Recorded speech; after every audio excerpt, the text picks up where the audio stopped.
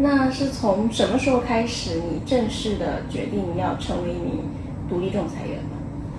大概是8年前，就是我第一次就是当那个法律顾问，就是那个仲裁的法律顾问。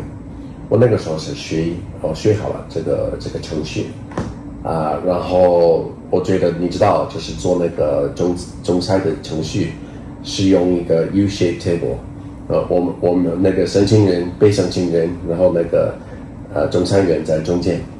我觉得，我做好这个案件之后，我就是想变成那个仲裁员，更好一点。那你8年前希望成为一名独立仲裁员，那到什么时候你接到了你的第一个仲裁员的案子？ Well, I had to take it all very seriously. I mean, there are different routes for people to become arbitrators.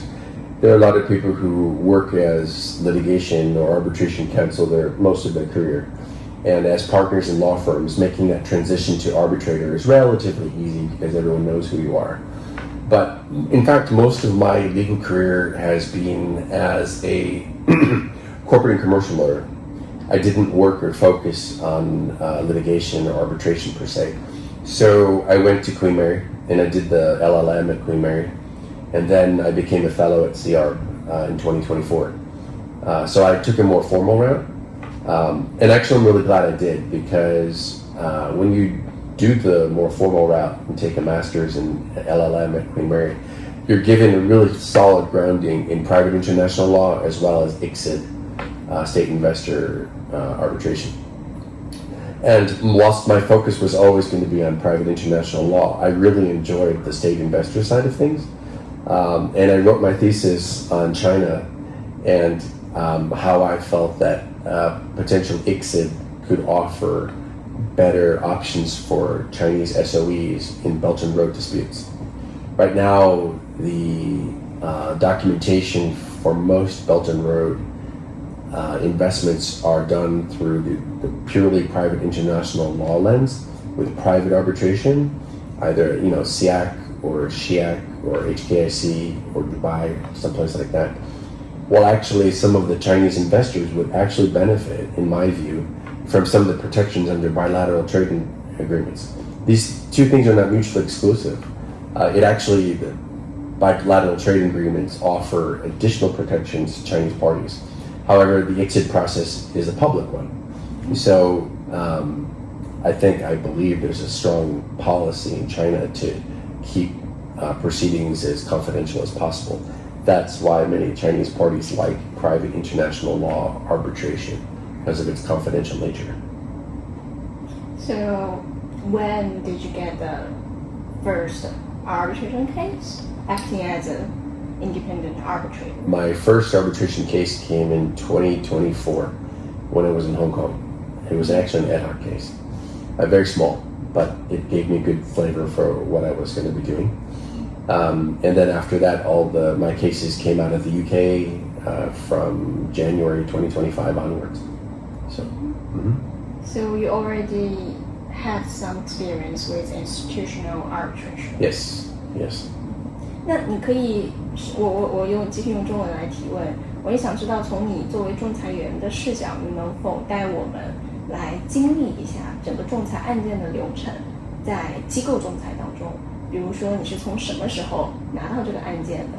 那么你与这个机构的这个交接棒是如何传递的？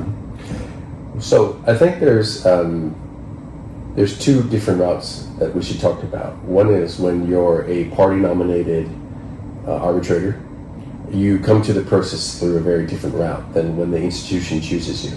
So we'll first talk about the 3-person arbitration panel. The arbitration institution, they read obviously the arbitration agreement, and each side is giving or nominating a party. Then you find yourself being nominated and subject to challenge from the other side as a natural part of the process. And then those two arbitrators will choose or should elect together a president of the tribunal.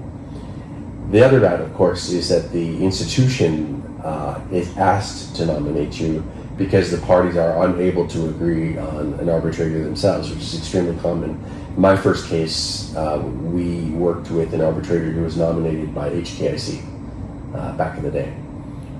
So the arbitrator is nominated by the institution, and when the first CMC is the case management committee is formed, then the terms of reference, if you have them, are signed, and your PO number 1 is issued, and you're really on your way. There's a handoff from the institution at the time the tribunal is formed, and of course there's a relationship with the institution who is both administering it, and their rules are those in force that govern the administration of the process. There may be times when the arbitrator needs to check in with somebody in the institution about a question, a procedural question, always keeping in mind that procedural fairness is top of mind, because you want to make sure you have an unchallenged judgment. Finally, after, you'll obviously likely do the hearing in the institution hearing room like this, and then you write your award following any post-hearing submissions, and then you will submit your award to the institution for checking, for review. Just make sure there's nothing missing, or there's any errors in your calculations and all that. And then they will endorse it, and then you will sign the award for them, and then each hard copy is given to the parties. So that's pretty much, I think, the relationship.